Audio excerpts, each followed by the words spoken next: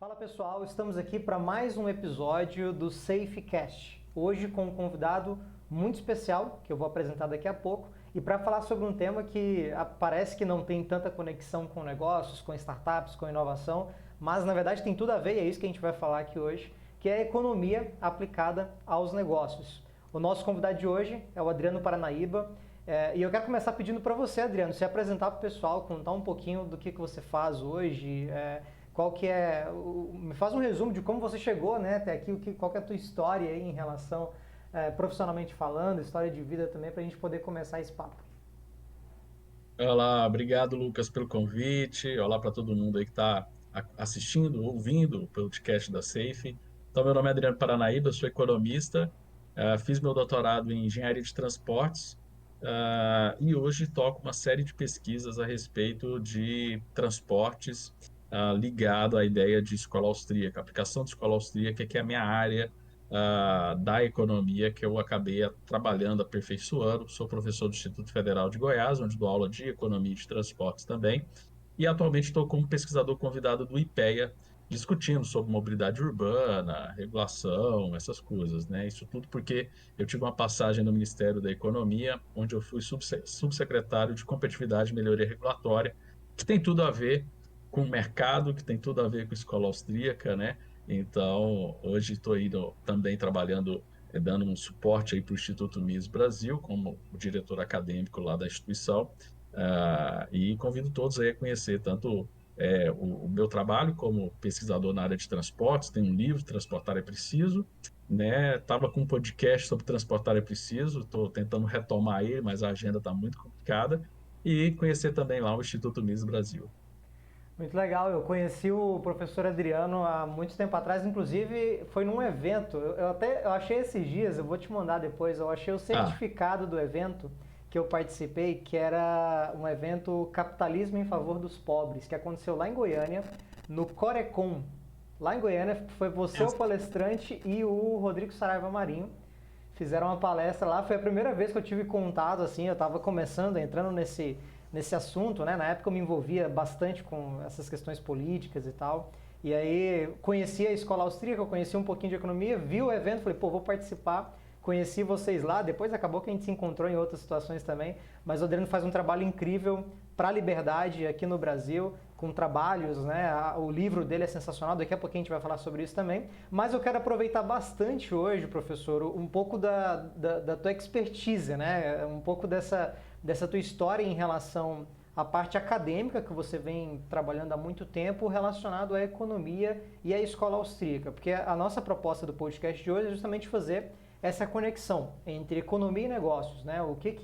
Como é que a gente pode aplicar conceitos, fundamentos de economia nos nossos negócios, como empreendedores, como empresários? E aí, para a gente falar sobre isso, acho que a principal pergunta que eu acho que vale esclarecer é explicar o que é economia. Economia é o que o ministro da Fazenda fala lá no Congresso, né, quando ele vai defender algum tipo de tese ali, alguma coisa. O que é economia? Né? Economia é uma matéria que a gente estuda na faculdade. Fala um pouquinho para o pessoal como é que a gente pode entender economia do ponto de vista prático e também teórico. Né? a economia é uma ciência aí que tem, né? Se a gente for ficar contando historinha aqui da história do pensamento econômico, a gente vem lá dos gregos e tal. Então tem toda essa coisa aí de como ela foi se tornando uma ciência, né? E como todo o ramo da ciência, ele acaba entrando em uma série de especificidades e vai construindo uma série de desenhos, de propostas, e que podem muitas vezes, e infelizmente é o que aconteceu com a economia, fugir um pouco da realidade. O objetivo de se criar modelos para explicar a realidade, hoje na economia os modelos não explicam tão bem a realidade, né? Nós temos hoje, quando fala lá de macroeconomia, né, que nem você falou do ministro da Fazenda, então assim, eles estão lá olhando agregados macroeconômicos e às vezes eles perdem, com certeza, muita distância do mundo real, que é de fato onde a economia acontece. Então, o que eu falo muito, né? O que é economia? Economia é como as pessoas lidam com os recursos. E o que acontece? Qual que é o grande problema? Os recursos são escassos e as necessidades das pessoas são infinitas. Então, estudar economia é estudar essa relação entre as necessidades e os recursos que estão escassos, né? E aí é onde entra, né? É engraçado como a economia foi criando uma especificidade para si mesmo, e é por isso, daqui a pouco a gente vai, com certeza o Lucas vai me provocar nisso, por isso que eu gosto tanto da escola austríaca, porque a escola austríaca tenta fugir dessa especificidade para fazer um olhar mais amplo para entender a realidade. Ela entrou numa especificidade tão grande que a gente tem que escutar esse tipo de coisa. Porque como que a economia pode ajudar os meus negócios? Cara, o seu negócio, os negócios, uma startup, né, uma empresa, ela olha essencialmente para isso. Como que eu vou satisfazer a necessidade das pessoas com os meus recursos que são escassos, com os recursos que estão no mercado são escassos? Outra palavra que foi mal trabalhada, mercado, né?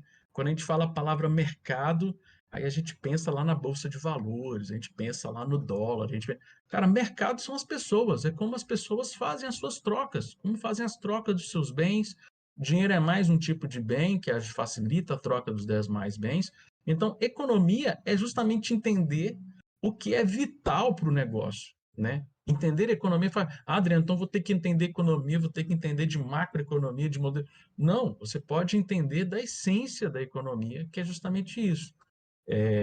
E como eu disse, por isso que eu gosto tanto da escola austríaca, porque a escola austríaca surge, né? Ano passado nós comemoramos 150 anos de escola austríaca, ela surge justamente da necessidade de explicar os fenômenos que até então a economia estava caminhando, não estava explicando coisa nenhuma, com uma série de teorias equivocadas, né? Não explicava escassez, não explicava um monte de coisa. Então, o Menger, que é o fundador da escola austríaca, ele vai criar entendimentos, não vai criar teorias, né? Ele vai criar teorias para buscar entendimentos que hoje, mesmo os austríacos, depois de 150 anos, mesmo a gente tendo uma séria divergência entre a gente, né?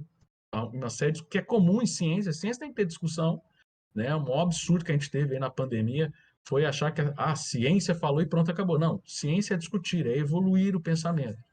Então, mesmo com isso, os fundamentos que foram propostos por Karl Menger são tão atuais quanto hoje. Por quê? Porque eles buscam explicar a realidade. Por que que um copo de água pode muitas vezes valer mais do que um diamante? Por quê? Porque existem necessidades, existe escassez, existe até a subjetividade nessas necessidades e que faz que muitas vezes produtos tão parecidos possam ter preços tão diferentes, relacionando não só a questão de quantidades, mas principalmente de perspectivas dos consumidores. Sensacional. É incrível como você foi narrando, né? A economia, ela trabalha em cima da ideia de que os recursos são escassos, as necessidades infinitas. Eu acho que todo empreendedor, se a gente for olhar do ponto de vista de negócios, toda empresa, e especialmente aqui direcionando para startups, até tem um conceito do Eric Rice para uma startup, né? Startup é uma empresa que se desenvolve com poucos recursos em um ambiente de extrema incerteza. Então é justamente isso, é você, primeiro, tem poucos recursos, o empreendedor lida com isso, diretamente no negócio dele, porque ele vai ter poucos recursos para lidar, ele tem recursos limitados para trabalhar, precisa oferecer soluções para o mercado que atendam a necessidades que são infinitas, né? E aí, obviamente, compreender esses conceitos de economia e principalmente saber identificar que o quanto isso vai mudar ao longo do tempo, né? Os interesses das pessoas mudam ao longo do tempo. Eu acho que é por isso que até do ponto de vista acadêmico mesmo, de economia, de estudo de economia, é natural que, com o passar dos anos, mesmo nesses 150 anos da escola austríaca, por exemplo, as próprias ideias a respeito de como a economia vai resolver um problema ou outro, ou como ela vai estudar um ponto ou outro da sociedade, vai mudar porque a sociedade está mudando e cada vez mais rápido, né?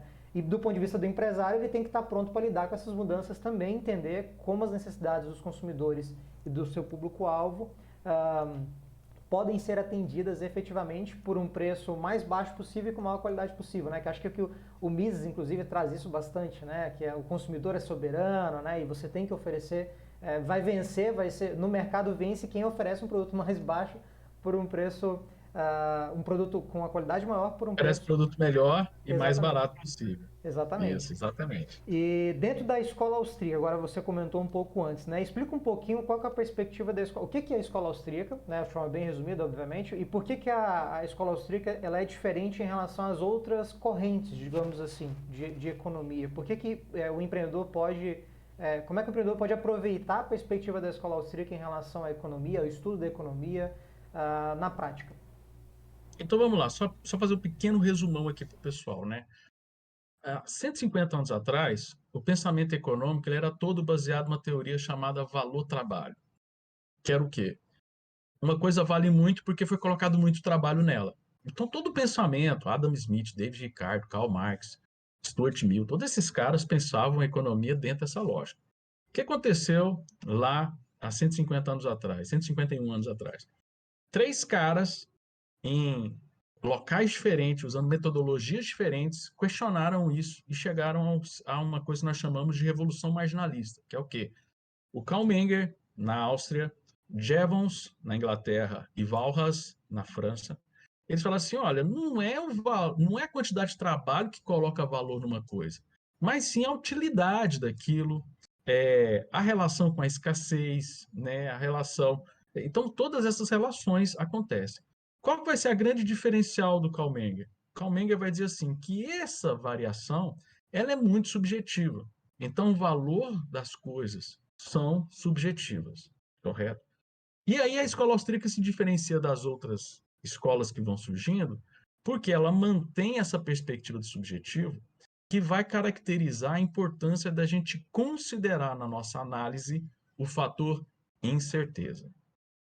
As escolas econômicas todas depois, elas vão, claro, avançar, vão deixar para trás a teoria valor-trabalho, exceto nossos amigos marxistas que ainda vivem lá no passado, cientificamente falando, tá, pessoal? Não é ideologia não, tá? Cientificamente não funciona, então segue.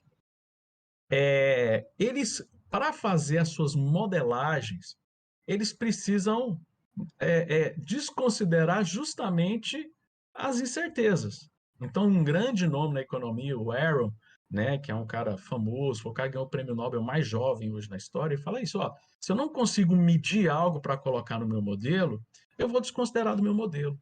E com isso, as incertezas vão embora e no mundo do empreendedor, se existe algo mais relevante do que incerteza, eu não conheço, né? Então, a escola austríaca, ela estuda o que as outras escolas estudam, oferta, demanda, custo marginal, receita marginal, lucro, monopólio, intervenção, oligopólio, a gente estuda tudo isso. A grande diferença é que nós consideramos as incertezas dentro das nossas análises. E aí acaba sendo mais assertiva.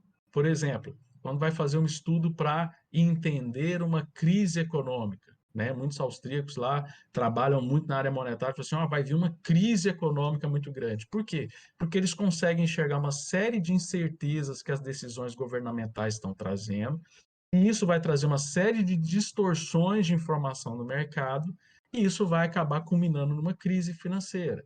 A mesma coisa quando a gente faz análise microeconômica, lá das regulações. O governo vai criar uma regulação com uma boa intenção. Pô, super, super bacana a ideia. Mas qual incerteza que vai trazer para esse mercado? Quais as distorções que isso vai poder trazer? E a gente busca entender justamente o que os modelos que a gente chama de mainstream, né, da economia ortodoxa, que é esse bloco de correntes econômicas que surgem da Revolução Marginalistas, acabam ignorando. É um fator erro.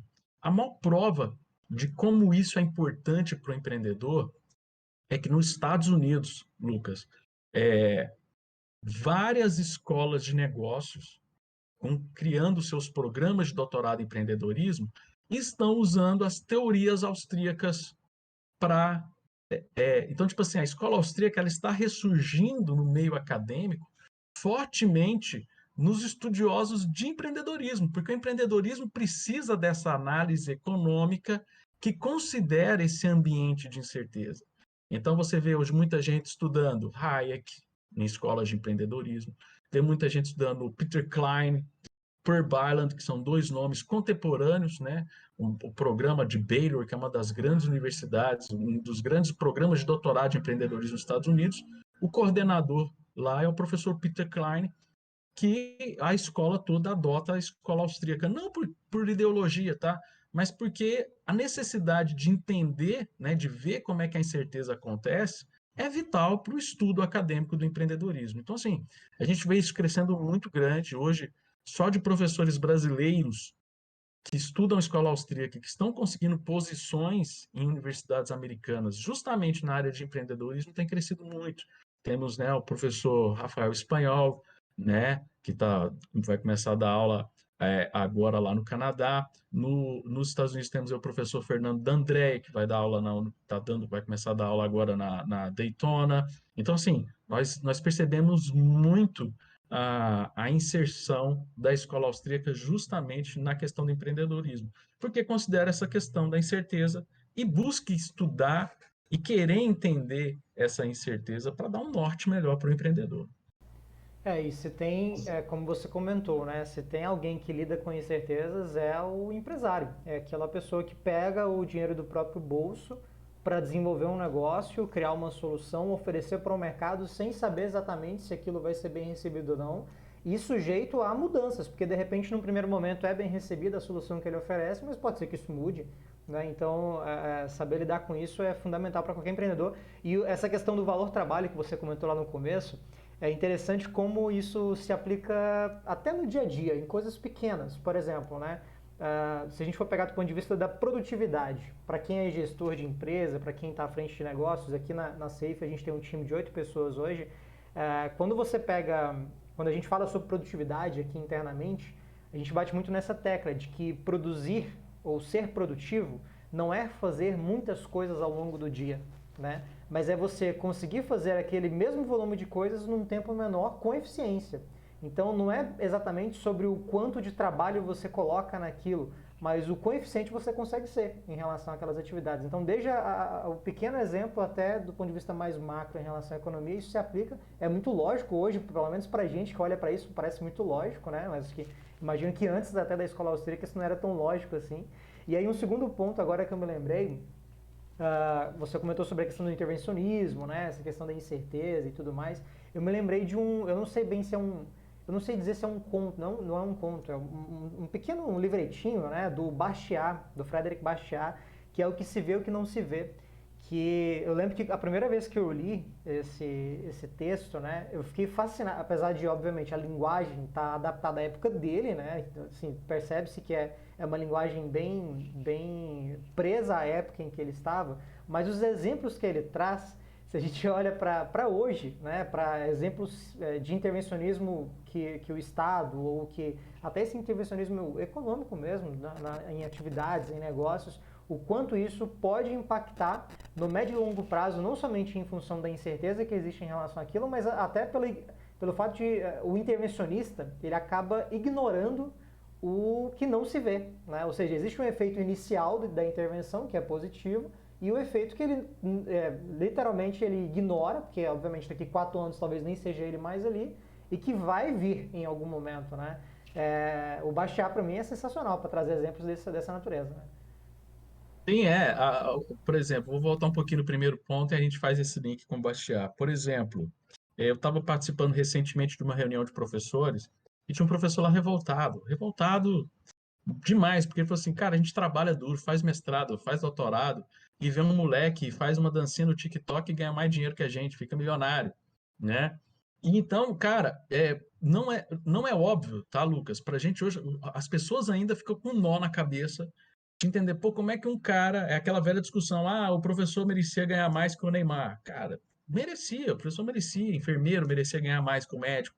Então, assim, mas qual é, né, por que que isso acontece, né? Justamente por essas questões relacionadas à economia, as pessoas dando utilidade, as pessoas procurando. E é uma coisa que o Mises fala muito naquele livro dele, A Mentalidade Anticapitalista, que é justamente isso. Eu me dediquei tanto, eu me esforcei tanto, e um cara vai lá e faz um negócio e ganha mais do que eu. Por quê?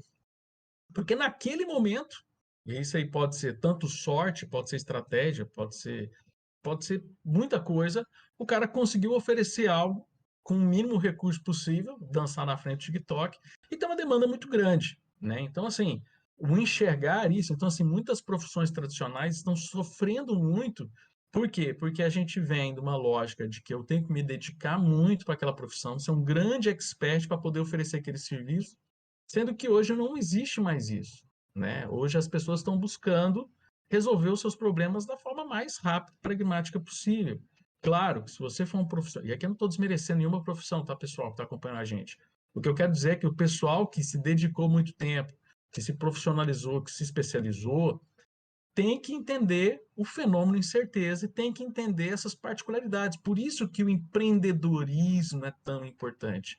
Porque o empreendedor é aquele cara que tem um insight. Não um insight de inventar uma coisa do nada, mas de enxergar que algo pode ser solucionado com poucos recursos para as pessoas. Foi assim a solução de todas as grandes invenções da humanidade. O cara, como é que eu vou, né? Se o Ford não tivesse pensado, o carro já existia, né? O carro, quando o pessoal da Benz lá, a família Benz, né? O marido e a mulher lá da Benz, o carro era odiado. O carro era uma invenção assim, quase que obsoleta, já criado. O pessoal não viu utilidade daquilo, né? Foi o Henry Ford buscar como é que a gente faz um carro que caiba no bolso do americano e que seja, né, prático de fazer e tal. Então, esses insights, não de inventar, a gente tem muito esse preconceito de o empreendedor é aquele cara que inventa um negócio do nada, né? Não, ele enxerga as necessidades das pessoas e é o primeiro a dar um insight para como que eu vou resolver aquilo da forma mais barata possível, tá?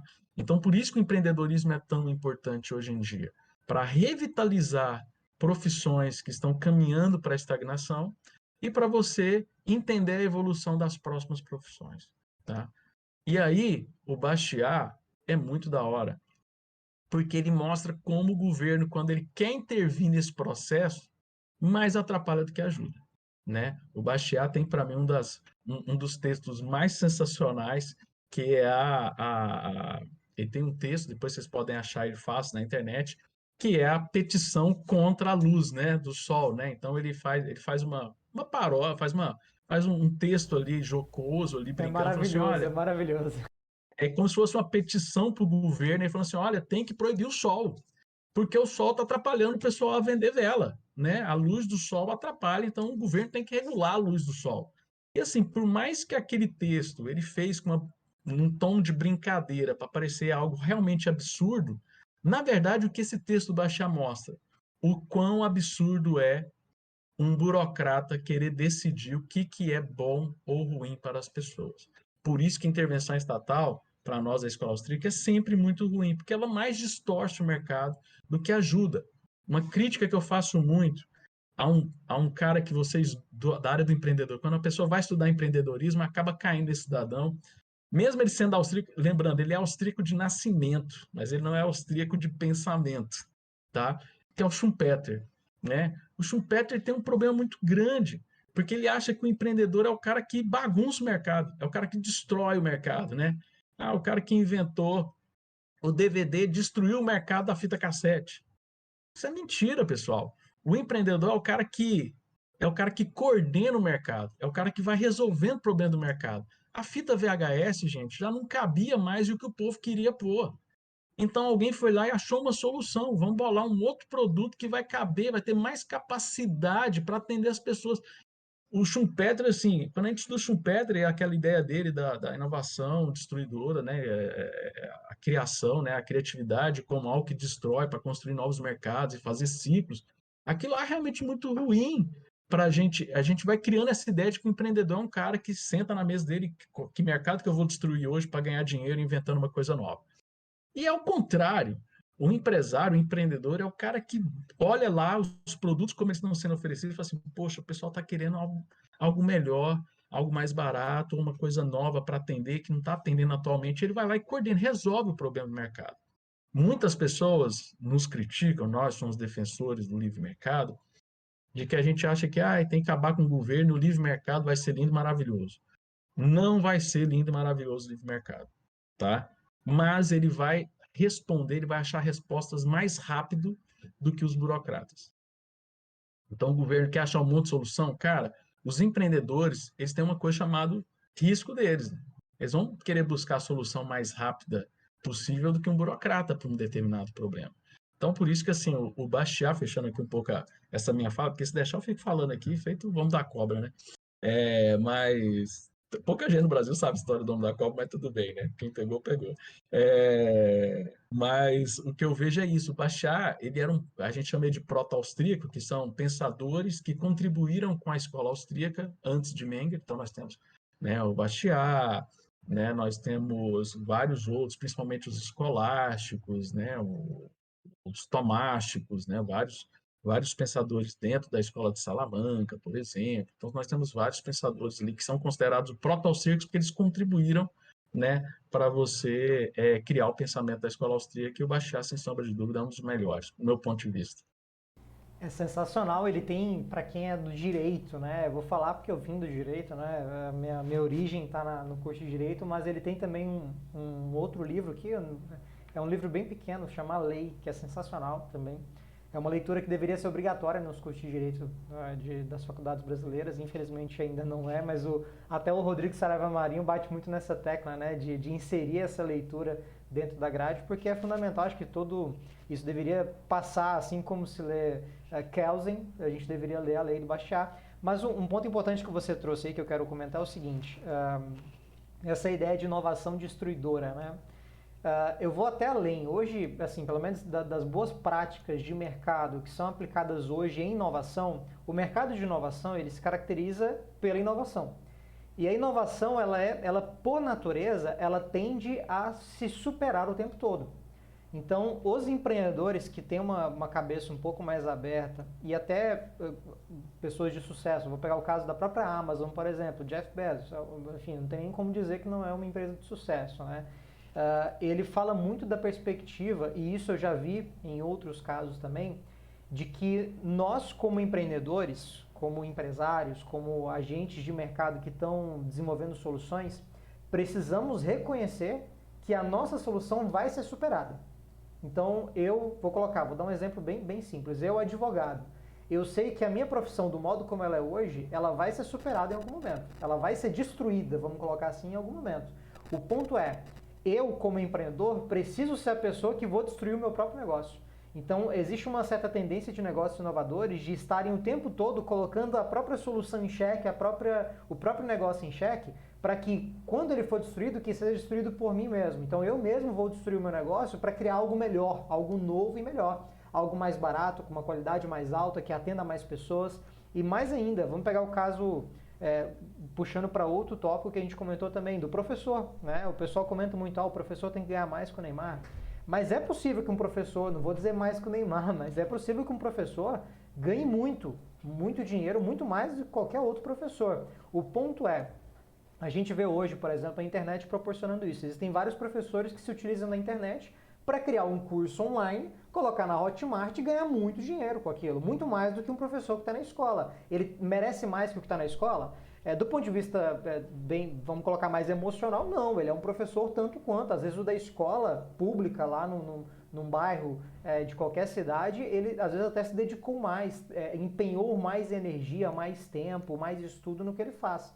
Só que aquele professor que teve aquela visão de pegar o que ele sabe, o conhecimento que ele tem e trazer um pouco mais de escala para aquilo, ele vai ganhar sim mais dinheiro e aí o mercado vai recompensar justamente essa ideia, esse diferencial que ele tem em relação a qualquer outro professor. Então é possível, não dá para comparar os mercados, mas a gente consegue perceber como hoje, especialmente em função da internet e da tecnologia que a gente tem hoje, como é possível que qualquer tipo de profissão consiga ter um relativo sucesso econômico financeiramente falando, E assim, independente, né? Lucas, também são comparações muito esdrúxulas. Por exemplo, quantos Neymar nós temos no mundo? Só tem um. Eu acredito que exista um professor no mundo que possa estar ganhando pau a pau com o Neymar. Eu quero saber o seguinte: quanto que um jogador médio ganha? Entendeu? Um jogador, onde tem mais jogador hoje tem mais jogador onde? Na Série C, né? A maioria dos jogadores não são Neymar. Neymar é a exceção. Do mesmo jeito que no mercado de professores, tem um cara que bolou, né? Agora na minha cabeça só vem o caso do William, como é que é o nome dele? Aquele professor que vende, que passou em não sei quantos concursos, ele vende livro, vende curso de como passar em concurso e tal, não sei o quê. Eu acho que ele deve ganhar quase pau a pau que o Neymar. Então nós temos um Neymar na profissão de professor, assim como na profissão de jogador de futebol, você também tem um Neymar só. Assim como todas as profissões. Você tem essa. Não dá para você, pela profissão do cara, definir quanto que ele vai ganhar. Né? Isso é uma planificação que só prejudica mais ainda a sociedade. Então, existem profissões, existem gente que nem tem profissão direito, e ganha dinheiro, ganha muito dinheiro na internet e tal, não sei o quê, porque está oferecendo solução para as pessoas. E é um pouco isso que a gente tem que mudar na nossa perspectiva, na nossa busca de formação, né? Até o nome, agora se a gente deixar, eu vou ficar filosofando aqui, né? Até o nome, né? Formação, te colocar numa forma, né? O mercado não. Você coloca um cara dentro de uma forma e amanhã essa forma não atende mais o mercado, porque o mundo está mudando. Sim. Inteligência artificial, um monte de coisa está surgindo aí que você nunca imaginou, né? Quantos alunos eu vi entrar num curso e o mercado acabar quando ele terminou o curso? Então, até o nosso próprio processo educacional, ele é cruel, né? Você entra num curso para ter uma formação. Aí o que tem no curso? Tem uma grade. Pô, grade te lembra cadeia, né, velho? Então, assim, não, eu tô fazendo trocadilhos, até É a parece piada piada de pronta, né? tiozão, mas, cara, a gente não para pensar nisso. O que a gente está fazendo com a mente dos nossos jovens, velho? Nós estamos ferrando a mente dos nossos jovens, sendo que a gente poderia estar criando uma mentalidade empreendedora neles. De, ó, eu tenho que ser mais, por exemplo, hoje eu me considero um cara assim, na minha carreira de formação, de professor e pesquisador, vamos dizer, bem-sucedido. Por quê? Porque eu fiz economia, depois eu fui fazer o meu mestrado em agronegócios, aí depois fui fazer meu doutorado em transportes. Então, assim, eu tenho uma formação mais aberta, assim, então eu pego variáveis. Aí eu fui fazer doutorado em transporte, acabei estudando urbanismo, engenharia, não sei o quê. Então, assim, hoje, quando eu faço uma discussão, eu preciso pegar várias áreas da minha formação para criar um raciocínio assim do que eu estou querendo propor, né? Mas quantas pessoas não têm esse leque de conteúdos para poder ficou ali estudando a vida toda e cada vez especializando mais, e aí não tem como aquela especificidade solucionar. Mas aí vem um outro lado da história. Nós temos os empreendedores, nós temos a galera da startup que pega aquele conhecimento específico que um cara está desenvolvendo, pega o conhecimento específico que outro cara está desenvolvendo, que às vezes eles não queriam se conversar, e que ele fala, bicho, essa ideia desse maluco aqui, com a ideia desse maluco aqui, eu consigo juntar e desenvolver um negócio novo aqui que vai resolver o problema do mercado, né? Para quem não sabe, a vacina da Pfizer para coronavírus, ela estava sendo desenvolvida para outra coisa na área veterinária, não tinha nada a ver com.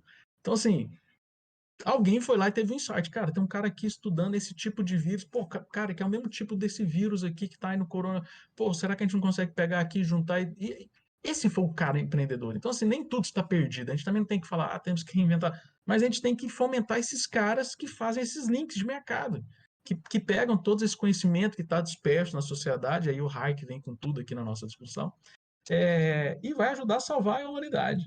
Eu penso assim, né? O empreendedor, você que está assistindo o nosso podcast, velho, você que vai salvar a humanidade, querido. Não vai É. ser o governo, não vai ser os economistas, não, E tá? interessante é que você comentou fez essa comparação, né, sobre a grade, sobre formação. É até interessante, não é uma regra, mas a gente percebe que existe uma certa tendência de que o empreendedor ele tá meio, ele geralmente ele não era aquele cara tão aplicado na escola ou na universidade. Geralmente, obviamente existem casos de pessoas que são extremamente estudiosas e que são empreendedores, são, enfim, até porque o empreendedor precisa também estudar o tempo todo. Mas existe uma certa tendência de os empreendedores serem meio, eles são meio, eles estão fora dessa grade, eles não se adaptam, não se adequam muito ao formatinho da escola. Existe uma certa tendência, até o pessoal comenta muito, né? Essas empresas de garagem americanas, né? O Facebook, por exemplo, os caras saíram da faculdade, abandonaram e tudo mais.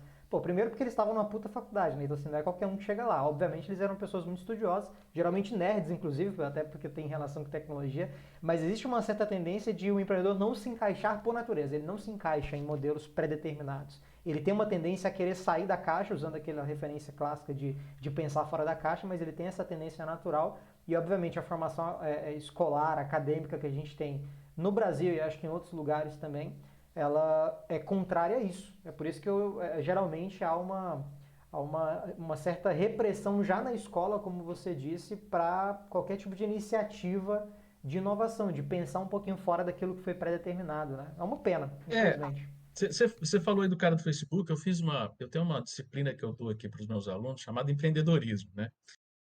E fiquem tranquilos, gente, eu não ensino o cara a ser empreendedor. Eu falo das questões empreendedoras, porque para mim não tem como ensinar o cara, porque o cara é empreendedor, né? O cara é empreendedor desde moleque, quando ele resolve vender suco de vender laranjinha, vender coisa aí, já tem umas ideias assim, vai vender alguma coisa na rua, o cara tem uma coisa.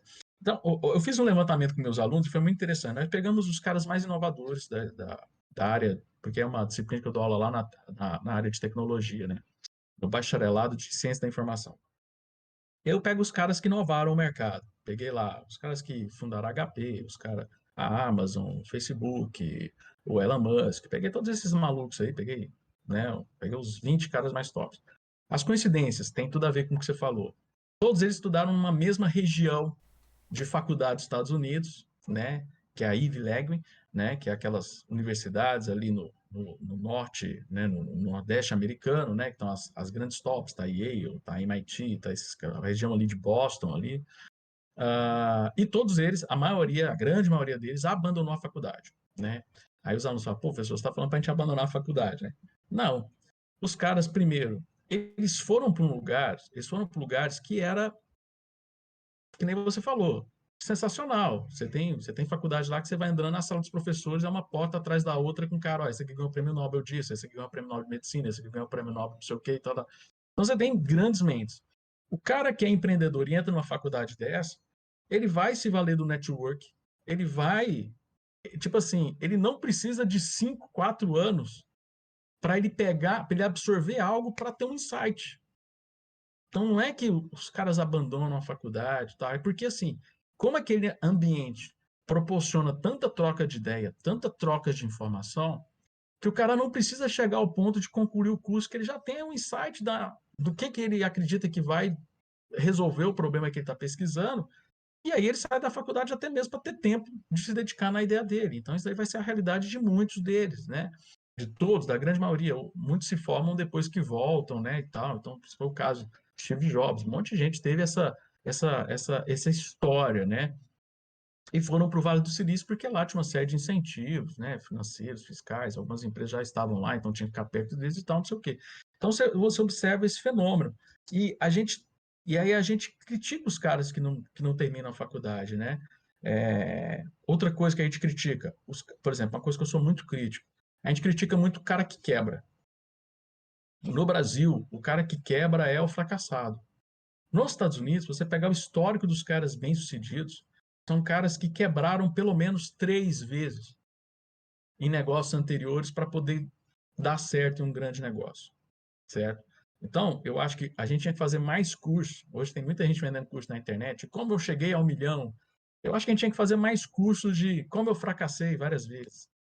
Porque você tem que ver o que esse cara fez de errado para você não errar também, né? É o aprendizado que ele tem para dar, que foi o que transformou ele num cara de extremo sucesso. Pegar caras do mercado financeiro que ficaram milionários, eles perderam dinheiro ao longo de um período até começar a acertar a mão. Então, essa curva de aprendizado que muitas vezes a gente não aprende nas universidades. Por isso que os caras saem da faculdade, porque já chegou num ponto que eles já têm a ideia deles, e aí eles vão para o mercado para justamente empreender e se expor ao risco e ir aprendendo, né? Porque o Facebook não foi, né? Não é que nem no filme. O cara não teve a ideia, tive a ideia do Facebook, vou sair da faculdade e amanhã ele estava rico.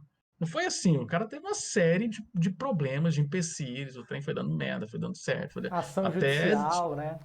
ação judicial, e cara amigo dele da faculdade processando porque ele copiou a ideia.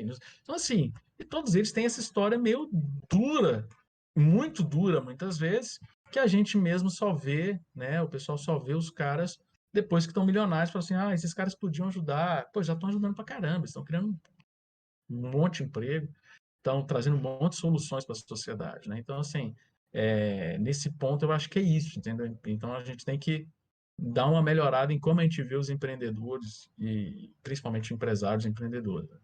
Isso até uma nota sobre essa questão de como o brasileiro, de um modo geral, vê quem vai à falência, né? Isso, para o senso comum, realmente a gente percebe, vai demorar, eu acho, um pouco ainda para mudar, mas vamos trazendo agora da perspectiva do segmento de inovação e startups. Se você, como fundador de uma empresa, de uma startup, vai buscar um investimento, por exemplo, vai buscar investimento com investidor anjo profissional ou vai buscar um fundo de investimentos para investir na sua empresa, é quase que a perspectiva desses fundos ou de quem vai avaliar a empresa para colocar dinheiro, pelo menos na nossa experiência, na verdade é o oposto. Eles já perceberam isso. Acho que talvez por trazer muito dessa perspectiva americana ali, né? De que o empreendedor, quando você vai apresentar o seu negócio, uma das primeiras coisas que o investidor pergunta é, tá, mas e você, empreendedor, você, fundador, de onde você veio? O que você já passou? E aí quando o cara conta que, ó, já empreendi aqui, deu errado, já empreendi ali, deu errado, isso é visto com bons olhos do ponto de vista do investidor. Então, no mercado, isso já está mudando, né? Já mudou, na verdade, já é uma realidade.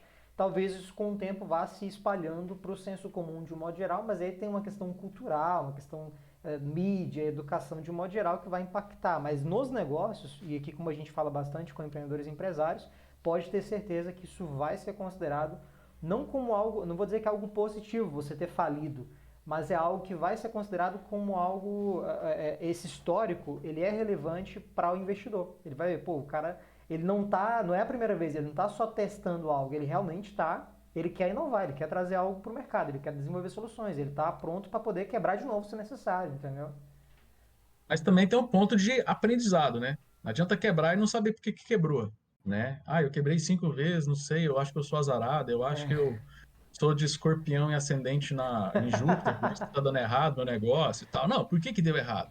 É esse aprendizado que vai construindo, né, essa história e vai construindo conhecimento do cara, né? E ele vai aprendendo via os seus erros até dar o acerto. É um pouco do que voltando um pouquinho à escola austríaca, é o que a escola austríaca fala, né? O empreendedor é aquele cara que erra, aprende e vai acertando as próximas tomadas de decisão e que nada impede que assim que ele obtenha o sucesso, ele tenha um novo fracasso na frente, se ele não continuar vigiando e aprendendo com as suas ações no seu dia a dia. E trazendo mais uma vez para a realidade das empresas de inovação, isso é o que o Eric Rice e o próprio Steve Blank também, que trouxeram a ideia de startup enxuta, de método de validação, eles batem muito nessa tecla, né? Validar uma solução no mercado é justamente você desenvolver um MVP, que a gente chama, que é esse mínimo produto viável, essa versão básica da solução, iterar no mercado, você experimenta, pega feedbacks, percebe os erros, né, coleta informações a respeito daquela iteração, melhora, coloca de novo, melhora, coloca de novo. Então esse processo de iteração é o que toda startup faz e toda empresa, mesmo empresas mais tradicionais, estão aplicando em seus negócios, ainda que criem, eu vejo empresas grandes que pegam, de repente não dá para você pegar uma puta estrutura para poder fazer validação de produto, mas você cria um núcleo dentro da empresa, dessa empresa maior, um núcleo de inovação para fazer validações e testes. Porque ali você pode experimentar, pode errar e pode principalmente aprender. E você comentou da escola austríaca, professor, eu queria que a gente, para encerrar o nosso podcast, a gente já está aqui com 45 minutos de podcast, com um Eita, papo incrível. Vou te liberar também, que eu imagino que a sua agenda está apertada, mas cara, eu queria que a isso. gente finalizasse com a seguinte pegada. Eu queria que você trouxesse para a gente algumas recomendações. Eu não vou dizer de livros ou obras, mas eu queria que você nos desse um caminho, tá?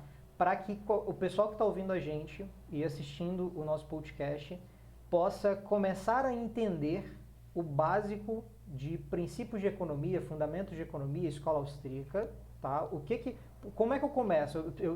Pode ser vídeo, pode ser aula, pode ser curso, pode ser livro. Qual que seria o caminho mais adequado? Lembrando que empreendedor é um cara que geralmente tem pouca paciência para ler coisa muito grande, porque ele tem já uma agenda apertada, mas como é que você recomendaria, assim, qual que seria o primeiro autor a ler, qual que seriam as obras que você recomendaria para a gente ler, para ter essa noção geral de economia e aplicar também ao negócio, né, ter esse básico de economia? Ah, vamos lá. Eu tenho algumas recomendações, tá? Primeira recomendação é um livro que foi recém-lançado, velho, e que é fenomenal. É o livro justamente do professor Pearl Byland, que ele é professor. Eu vou mandar os links para o Lucas, e ele vai disponibilizando. Eu sei, na hora de editar, você vai pôr a fotinha do livro, sei lá. Aí ele vai editar Perfeito. e vai ver que ele resolve. O Pearl Byland, ele é professor ele é um dos coordenadores do departamento de empreendedorismo da Universidade de Oklahoma, e ele lançou recentemente um livro. Ele lançou ano passado, e a LVM teve um insight de correr e traduzir ele logo, que é chamado Como Pensar Economia de Forma Simples. O nome do livro é sensacional, né? Como Pensar a Economia de Forma Simples. É um livraço, é curtinho, é de boa, ele traz temas. Até o Twitter do Perballand, para quem manja do inglês, o Twitter desse cara é sensacional. Ele tem altos insights, que ele traz discussões de economia com pegadas bem simples e tal. Então, essa é a minha primeira recomendação. Minha segunda recomendação de livro seria o livro Economia em uma Única Lição, do Hazlitt. É outro livro fácil, tranquilo, fininho, de boa também. São duas leituras assim para o pessoal curtir pra caramba isso daí, tá joia? Então, assim, são dois grandes economistas, um mais histórico, o Hazlitt, lá da época do Mises, né? E o Perballand é o cara contemporâneo, então acho que são duas leituras que se completam muito, porque traz um pouco da tradição, de como os caras pensavam a escola austríaca lá no começo, e como você está abordando esses temas mais simples no dia a dia, com esses dois livros.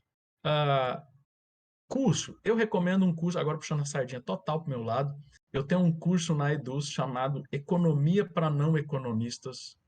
Cara, são 14 aulas, aulas curtinhas, enxutas, onde eu tento passar por todos os tópicos da economia, aquele economês, sabe aquele negócio de curva de juros, taxa Selic, produtividade, né, aqueles conceitos todos de economia que a gente vê no jornal, vê os caras falando, e a gente tem a mínima ideia. Então, cada aula é para explicar, são 14 aulas querendo explicar cada um dos termos que os economistas usam e que complicam mais do que explicam, então a gente tenta dar uma explicada, está lá disponível na plataforma Eduz. A gente estava na Hotmart, agora a gente está lá na Eduz. Então, economia para não economistas. Então, assim, para quem está começando agora, que quer realmente conhecer um pouquinho do que a escola austríaca pensa, de uma forma bem aplicada para empreendedorismo, eu recomendo esses dois livros e esse vídeo.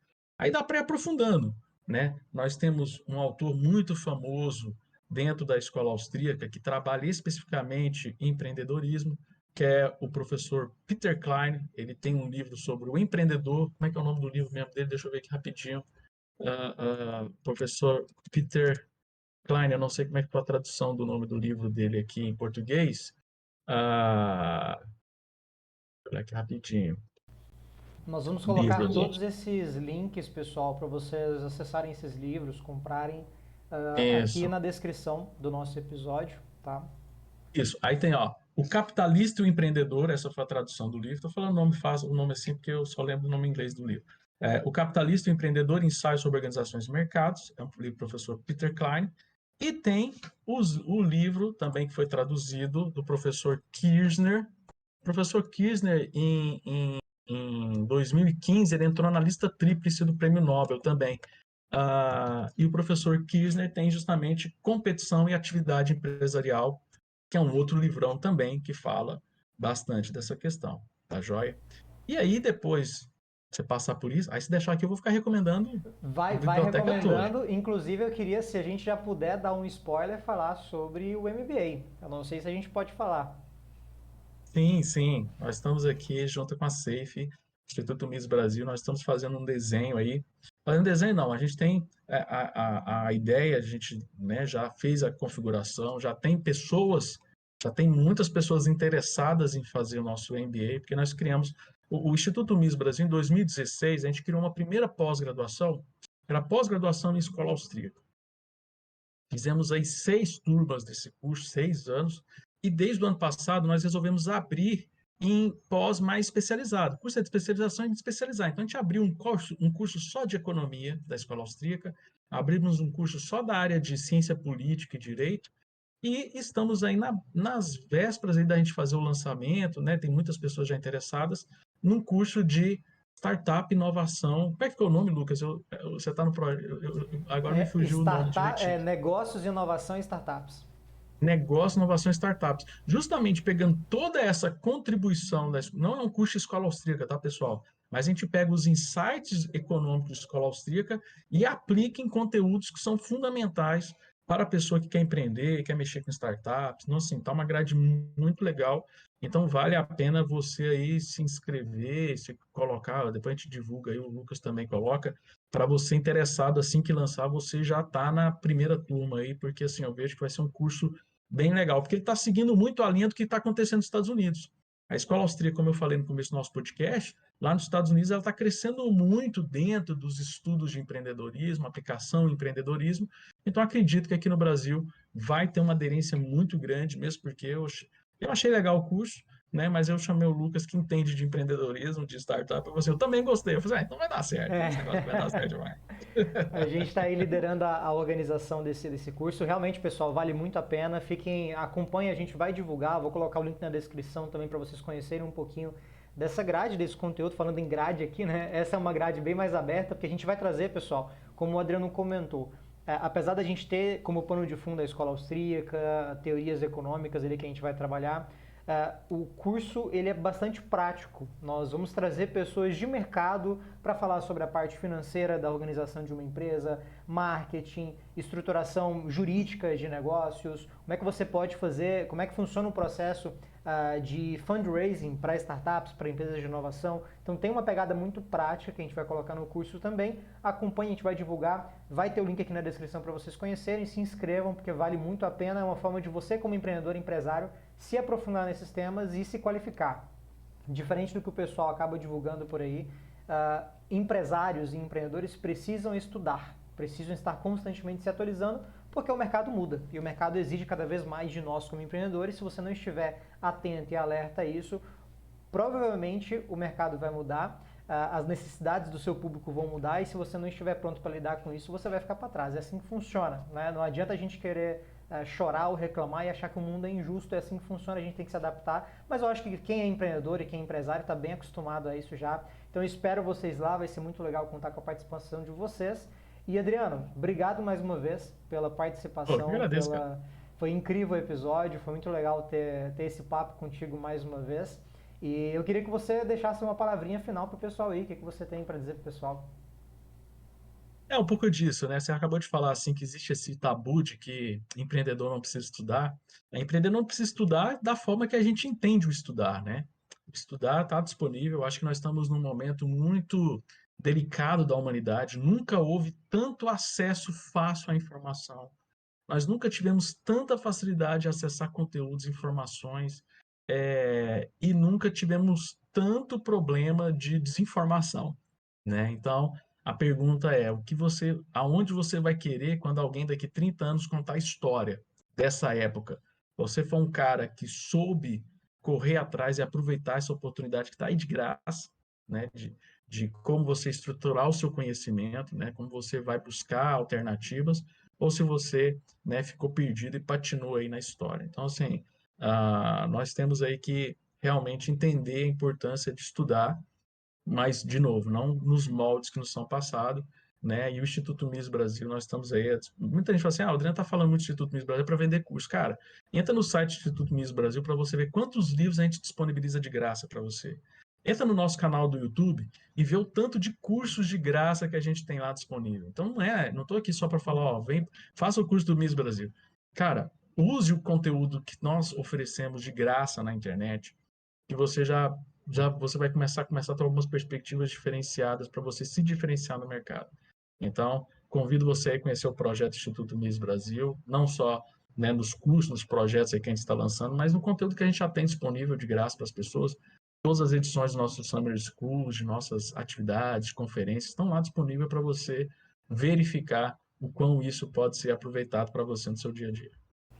É isso aí, se você curtiu esse episódio, eu vou te pedir apenas duas coisinhas. Que você se inscreva aqui no nosso canal para acompanhar os próximos e compartilhe com sua rede de amigos, empreendedores. Nós queremos muito continuar produzindo esse conteúdo de valor para vocês que estão ouvindo a gente aqui e esse número de visualizações, especialmente para nós que estamos retomando esse projeto, é um indicador muito importante para nos dizer se a gente está no caminho certo. Obrigado por nos acompanhar até aqui e até a próxima.